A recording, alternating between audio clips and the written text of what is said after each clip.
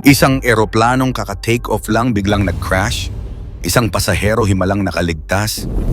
Ang isang Boeing 787-8 Dreamliner ng India na may flight AI-171 mula Ahmedabad papuntang London Gatwick ay bumagsak lamang 30 segundo matapos mag-take off noong Huwebes ng hapon. Ano ang sanhi ng plane crash na ito? Sino ang isang taong himalang nakaligtas?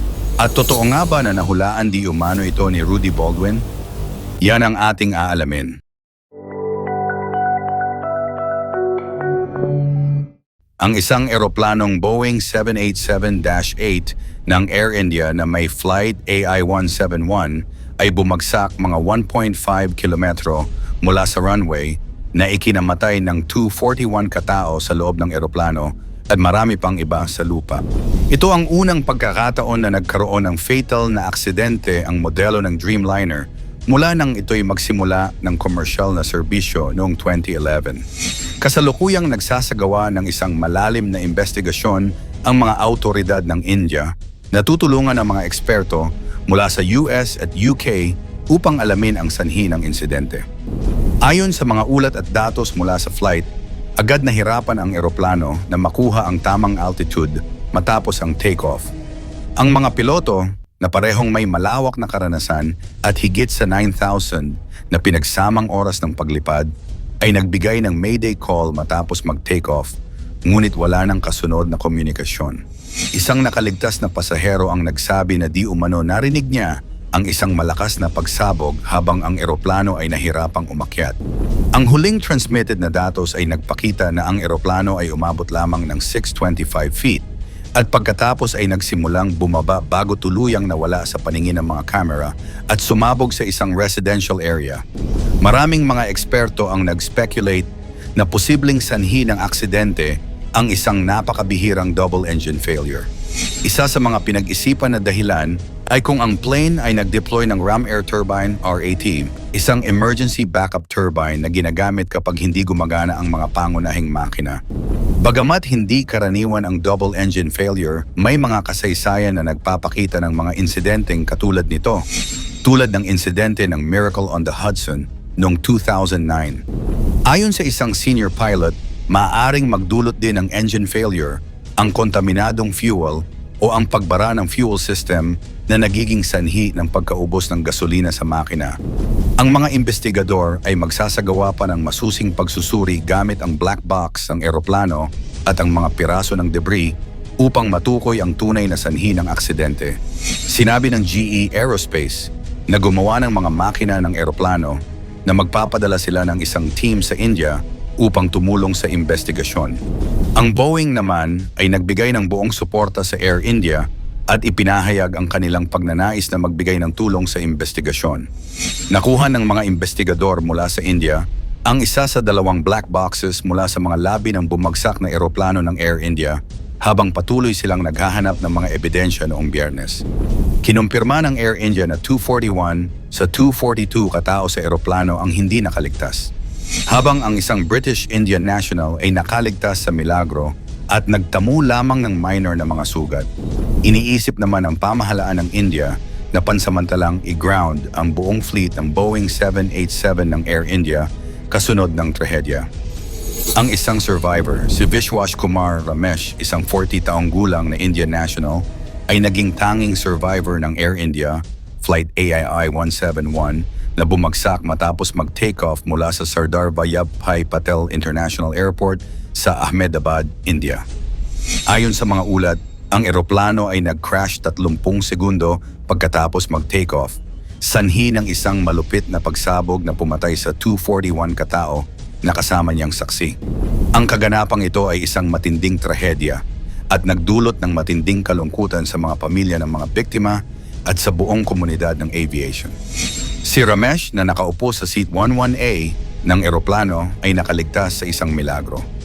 Ayon sa kanya, bago mangyari ang aksidente, narinig niya ang isang malakas na ingay 30 segundo pagkatapos ng takeoff. Tila may nangyaring malupit na technical na problema sa eroplano na hindi niya matukoy. Bagamat mahirap ilarawan ang eksaktong sanhi ng pagsabog at pag-crash, Isang bagay na tiyak ay ang kanyang mabilis na reaksyon at pag-iwas sa matinding pinsala na nakatulong sa kanyang kaligtasan. Habang wala pang formal na investigasyon na nagaganap, wala ring indikasyon na si Ramesh ay may kinalaman sa sanhi ng pagkabasag ng eroplano. Ayon sa mga autoridad at eksperto, ang sanhi ng aksidente ay malamang na dulot ng isang technical na problema tulad ng engine failure o iba pang malupit na problema sa sistema ng eroplano. Ang tanging patunay na nakaligtas si Ramesh ay isang indication ng isang walang katulad na swerte. Ngunit wala pang opisyal na impormasyon na nagsasabi na siya ay may kinalaman sa pangyayari. Pinuri ang kanyang mental na katatagan at pagiging alerto sa kabila ng pagkakatrauma sa mga kaganapan. Bagamat halos hindi makapaniwala sa kanyang kaligtasan, hindi maipaliwanag ni Ramesh kung paano siya nakaligtas mula sa isang trahedyang kasing lakas ng isang eroplano na bumagsak. Ang pagiging survivor ni Ramesh ay nagbigay ng maraming katanungan at ang ilan ay nagsasabi na malaki ang papel ng kanyang posisyon sa loob ng eroplano at ang kanyang seat na malapit sa emergency exit. Gayunpaman, ang hindi pagkakaroon ng sapat na impormasyon sa mga detalye ng kaganapan ay nagdudulot pa ng pag-aalala at pagkabahala sa publiko, lalo na sa mga mahal sa buhay ng mga namatay. Si Ramesh ay kasalukuyang nagpapagaling mula sa kanyang mga minor na sugat at patuloy na nagbibigay ng kanyang testimonya sa mga autoridad na nagsasagawa ng investigasyon. Sa ngayon, ang investigasyon ng mga eksperto mula sa India, UK at US ay patuloy na nagaganap upang matukoy ang sanhi ng pagkahulog ng eroplano. Ang mga autoridad ay umaasa na makakakita ng mga karagdagang impormasyon mula sa black box at iba pang mga ebidensya upang magbigay linaw kung bakit naganap ang isang ganitong malupit na aksidente. Ang kwento ni Vishwash Kumar Ramesh ay nagbigay ng ilang liwanag sa madilim na trahedya, ngunit ang buong katotohanan ay patuloy pa ring hinahanap. Sa kasalukuyan, si Vishwash Kumar Ramesh ay ang tanging biktima na nakaligtas sa insidenteng ito at ang kanyang karanasan ay patuloy na pinag-uusapan sa buong mundo. Ang kanyang milagrosong kaligtasan at ang patuloy na investigasyon ay nagbibigay ng malaking pag-asa at katanungan sa mundo ng aviation upang matutunan at mapabuti pa ang mga hakbang sa kaligtasan sa hinaharap. Nahulaan nga ba ito ni Rudy Baldwin? Ang mga pahayag ni Rudy Baldwin tungkol sa taong 2025 na puno ng plane crashes at disasters ay maaaring isang halimbawa ng general prediction o hula na ginagawa ng mga manghuhula na kadalasang may mga malalawak at hindi particular na pahayag. Ang mga ganitong uri ng pahayag ay madalas na ginagamit sa mga psychic predictions at maaaring mapanood o marinig sa mga video o social media platforms. Gayunpaman, ang sinabi niyang iyon tungkol sa 2025 ay hindi direktang konektado sa plane crash ng Air India Flight I-1710 sa anumang particular na aksidente. Ang mga hula ng ganitong uri ay kadalasang hindi specific at may general na tema ng disasters, kaya't may posibilidad na ang mga manghuhula ay makakapagbigay ng mga pahayag na maaari nilang akmang gawing totoo sa anumang kalamidad na mangyari sa hinaharap. Sa konteksto ng plane crashes at disasters, maaaring magka-coincide lang ang mga hula sa mga natural na pangyayari sa ating mundo, tulad ng mga aksidente at kalamidad na nangyayari. Halimbawa, tuwing may malalaking aksidente o trahedya, may mga tao na maaaring magtangkang ikonekta ito sa mga dating predictions ng mga manghuhula. Ang plane crash ng Air India Flight 171 ay isang malupit na trahedya na nagresulta sa pagkamatay ng 241 katao, maliban kay Vishwash Kumar Ramesh, ang tanging survivor.